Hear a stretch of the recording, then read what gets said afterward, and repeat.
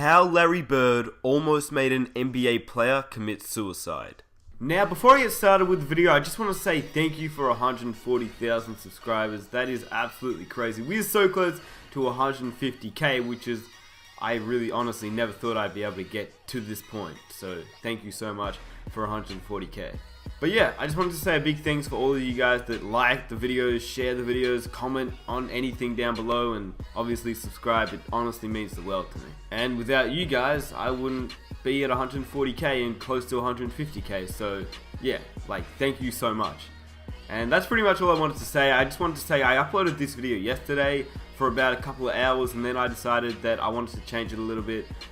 So that's why I'm uploading it today instead, because yeah, just wanted to change it up a little bit. And so yeah, here's how Larry Bird almost made an NBA player commit suicide.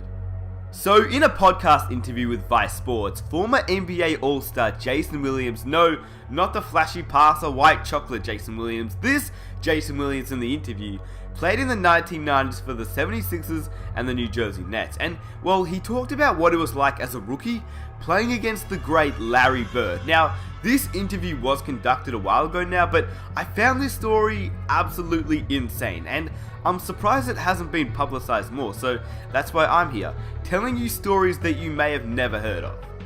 Now, to actually get into this story, you firstly need to understand some of Larry Bird's history, so here's some backstory.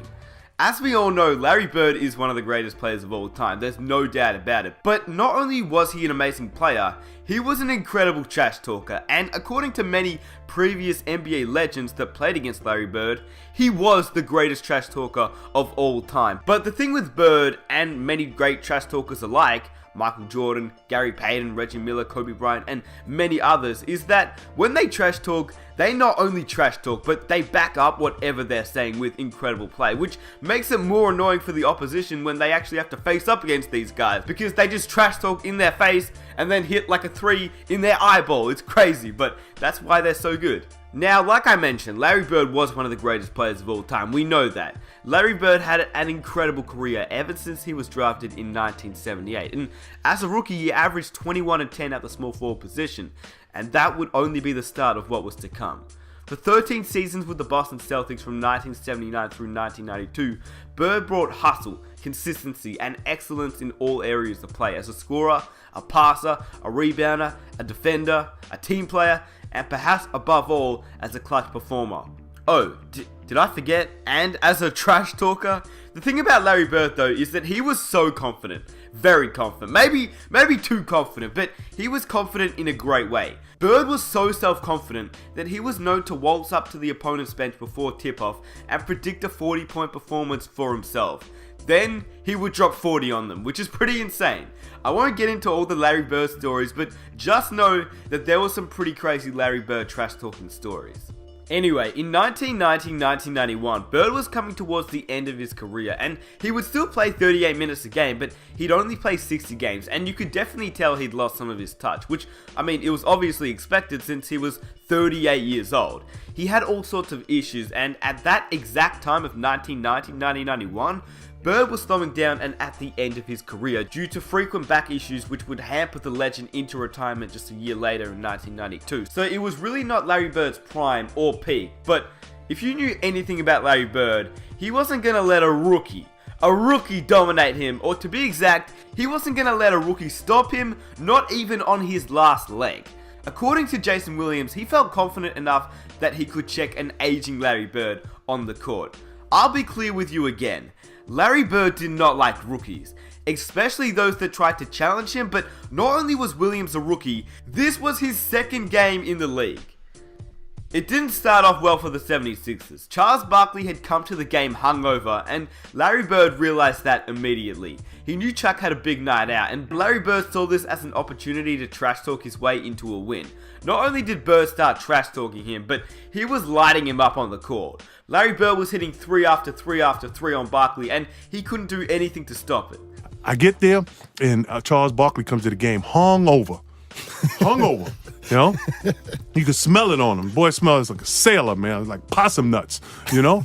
So Larry Bird comes in the game, they start it, and he goes, Charlie, you've been out all night, man. Here, take this with you. Boom, he starts lightening up Charles Barkley.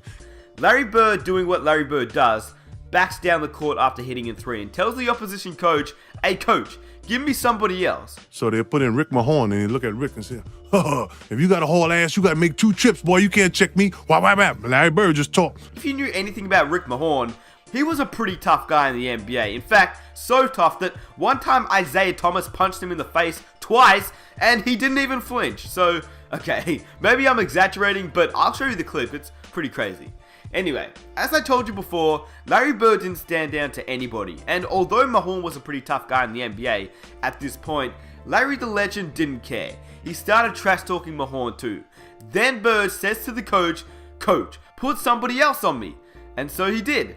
And so on came Armen Gilliam. Now, as you can imagine, Larry Bird started lighting him up as well. So after Larry Bird started killing Gilliam, he struts back down the court just like Larry Bird does and says, "Hey coach, put the rookie in." Now, as you can imagine, when his coach finally put him in the game, Jason got more than he bargained for. You know, he tried back, he looks over at the bench and he goes, "Hey coach, put the rookie in." I was like, yeah, put me in. You better not hope you don't put me in. And then Jimmy goes, "Jay, go get him." And I go in, I go, yeah, what you want to do? Come on, baby, let's go. Let's get it on. And he gives me a pump fake, and I jump clear across his head. And when I come back down, he looks at me and goes, "Stupid rookie," boom, and hits a 3-pointer. So I'm like, oh, okay, that's one. He's Larry Bird. Larry Bird, obviously known as a notorious trash talker, heckled Williams throughout the game and scored on him without a sweat. In less than a minute on the court, Larry Bird made Williams nervous. He was unsure of what to do, and Larry Bird continued his scoring onslaught regardless of his efforts. Once Williams had enough, he challenged Larry Bird to a duel in the post, which ended even worse. Not only was Williams losing confidence, but Larry Bird showed no mercy. So I'm like, okay, the next time I'm just gonna play him this way. I'm not gonna jump. And he's laughing hysterical. Goes, "You're not gonna jump against the Birdman?" Whap! Hits another one. So 6 points in not 25 seconds. So I go, shit, now what do I do? So I'm caught between the fart and the shit. So I'm just, I'm like half jumping, half jumping. I look like a damn orangutan. What to do? Now I'm panicking, and he just gives me a pump fake, crosses over, hits another. Got 9 points now, Ben. 9. Bird called for a post play, spun around Williams, and dunked the ball before Jason could realize what happened.